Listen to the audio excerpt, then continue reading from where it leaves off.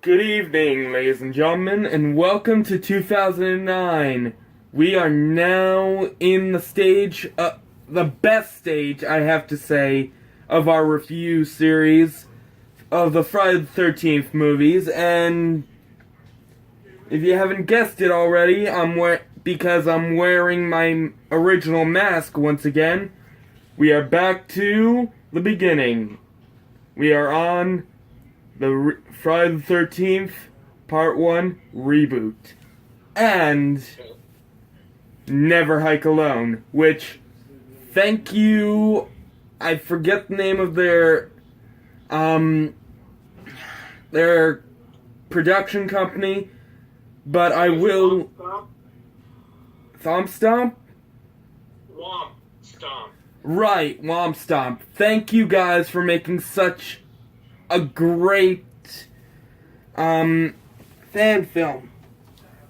I mean, this, as everyone I'm pretty sure has said already, this has done the film justice. Something we've been waiting for years. So, let's get down to the review. Yes, so, the Reboot has two stories. The first story follows a group of campers that are essentially, we've seen this time and again in Friday the 13th, young couples, out partying, having a good time. They're also looking for a marijuana farm that's supposedly in the area. And, of course, Jason makes short work of them. And we jump ahead to another group of that instead of camping in a tent, they have this nice cabin. And we also have the brother of one of the members of the original group who is still looking for his sister. And so we have him and this new group, and we have Jason thrown in the mix. Right, hold on, my mask, I did not realize this until now, my mask was kind of messed up, but yeah, on my part, it was made in 2009, which is why I said, welcome, ladies and gentlemen, and it was directed by Marcus Nespel, produced by Michael Bay, oh my god, Andrew Form and Brad Fuller. Guys, I'm sorry, I never thought we'd do a Michael Bay film on this channel. Michael Bay also produced the Transformers. Oh. Yeah, I was keeping it horror related, but... The screenplay was done by Damian Shawn and Mark Swift. Damian Shawn, Mark Swift, and Mark Whedon did the story. Music was done by Steve Jablonski. And the film locations were Bastrop, Austin, and Wimberley, Texas. Oh, I've been to Bastrop and Austin. Wow. I didn't recognize it, though. Well, it is a film. Obviously, they would change it to look a lot different from what you'd see if you actually went to the location. Very true. But you are a lucky man. I've never even been out of New Jersey other than a few other states down here.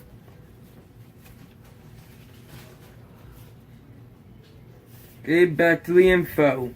We have Derek Mears as Jason Voorhees. Honestly, ladies and gentlemen, I feel this is the best portrayal of Jason Voorhees I have seen in any of the movies. I'm not just saying that because this is my favorite movie of the series, but honestly, he gave us quiet, deadly running Jason compared to teleportation and grunts. but I'll save the rest of that for the overview. Jared Radilaki plays Clay Miller. Danielle Raina Baker plays Gina. Amanda Rigetti plays Whitney Miller. Travis Von Winkle plays Trey, and Richard Berge as Sheriff Brocky. He also was, and I'm surprised to hear this, he was in Hostel Part 2. I couldn't even tell he was in that. But, on to the kills. Alright, we actually have a moderate kill count in here, 13 by Jason. But I'm going to go through all of the kills, not just Jason's. There's 1 decapitation, there are 5 impalements, 3 stabbings, 1 arrow through the back of the head, 1 throat slit, 1 head split, 1 kill off screen, 1 person roasted alive, and lastly, 1 person slashed. What does that mean? And I love the number of the kills. I mean, 13 for Friday the 13th. That was a very nice touch. Thank you, guys. And only 1 off-screen kill. That's great, because there are several of the sequels that had, 3, 4 kills off-screen? Way more than that. Out of hand. Yeah. And if you're counting the whole thing, about, I'd say, close to 20. Maybe 30 off-screen kills. Oh, for the whole series? Yeah. Crap. The camera... Sorry about that, ladies and gentlemen. The camera turned for a bit. Okay. I can't... My tripod is getting wonky for a minute. Hold up.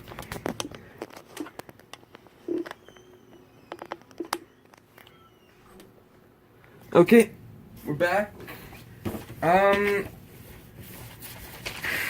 So we're on to favorite kills. Mine, honestly, is Jason goes for the gold against Lawrence. What I mean to say by that is just the way he threw that axe. Just...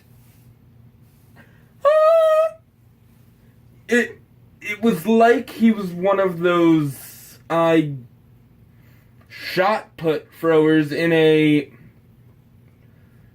the Olympics. Just wow. And then just to finish him off, he picks him up and throws him down, and we see the axe come straight through Lawrence's stomach. Yeah, there are some great kills. My favorite was Trey the guy that owned the cabin? Yes. He was what we'd call the douche character. Oh, he played it very well. He was impaled on the back of that tow truck, and then we see him kind of like dying slowly in agony and driving off. I thought it was just like such an interesting kill. We get the impalement, but we don't, we see him basically being dragged away, and it would have been interesting to see what happened when the driver realized, oh, I have an impaled body on the back of my truck. Right, and you missed one thing. He was actually stabbed first, then slammed down onto that truck. Yes, very true, yeah. Details, my boy. Details.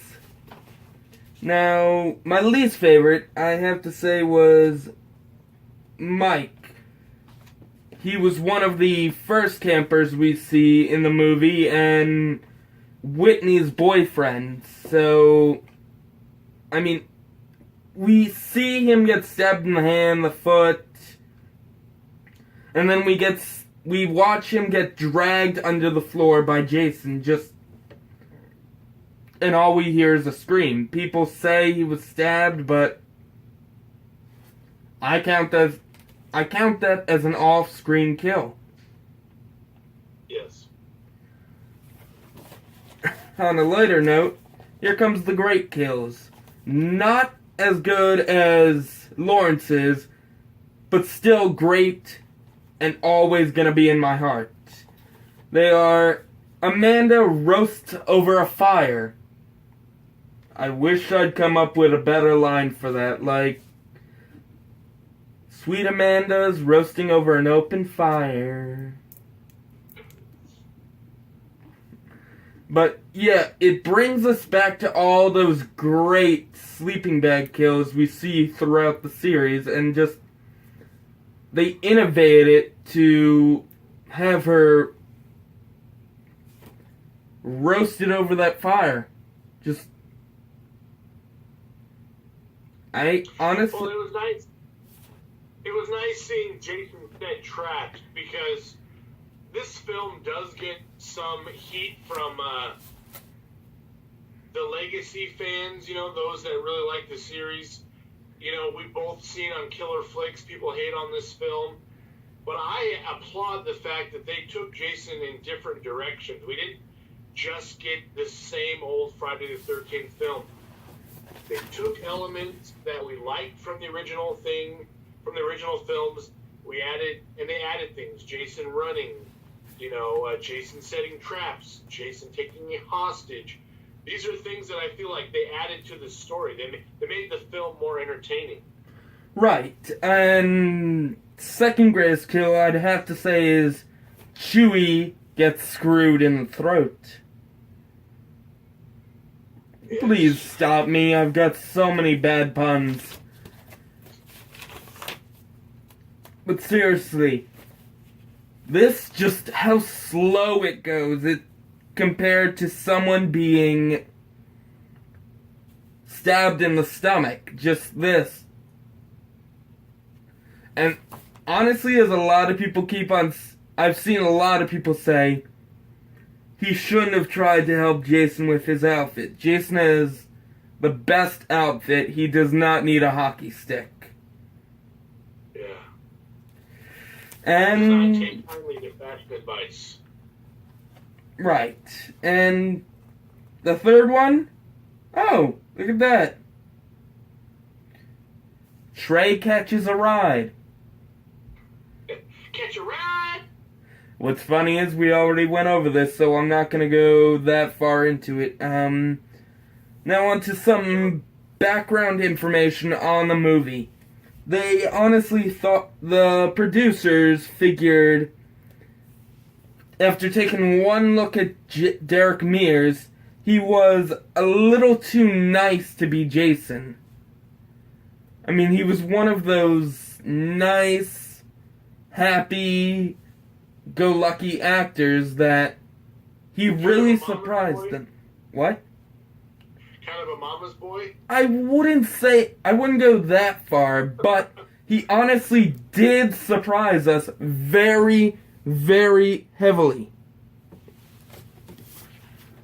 Yeah, it's unfortunate we haven't gotten a sequel with Derek Mears. I mean, if, what's his name? Tyler Mane can play Michael Myers for 2 films, and, you know, Derek Mears should at least be given us another chance. Right, and if only he would be in the next film that's coming out soon. I believe it's called Voorhees. And it's another fan film brought in by this heavy film company that they say it's mostly just going to be the brutality that we've seen in most films, but mostly focusing on the brutality. I have an idea for a remake or a sequel to the reboot, but I'm not going to say it over the air. I'll tell you off the air, but not on the air, because I'm hoping that it will actually be made someday. You know, whether I write it and get it filmed or something. You know, because I feel like Jason's story needs to move forward a little bit, and the reboot did that a little bit. You know, that we saw some new things, and so I have some new ideas, but I'm not going to share them yet. Right. The movie was a mix of part 1 through 4. I mean, The Mask, we get to see how Jason gains the mask, but through a new story. Sadly, we did not get to see the alternate version where, I don't know how to describe him, but the farmhand gets his whole head chopped off while he's wearing the mask. Yeah. All we see is him getting his throat slit, and that's completely stupid. I wish they'd gone with the alternate kill. We get to see part 1's story of Pamela Voorhees getting her head chopped off.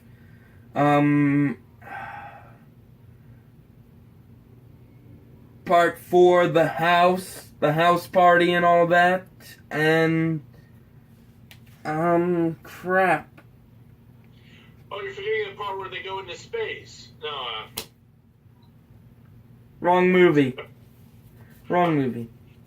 No, thankfully this movie did not go to space, so... Thank God. We completely forgot about that after this movie. And the mask that they used was actually made from a mold of the original mask. Huh. Yeah. Oh, the ending to this film was a callback to the original 3 films where in each of the first 3 films, whether it was Jason or Pamela, would jump out of the water and pull somebody in. And in this film, we have Jason coming out of the water, through the dock or out of the water, but it's a similar callback. Right, but we're all hoping that wasn't one of those dream sequences that they do in almost every Friday the 13th movie. Yeah.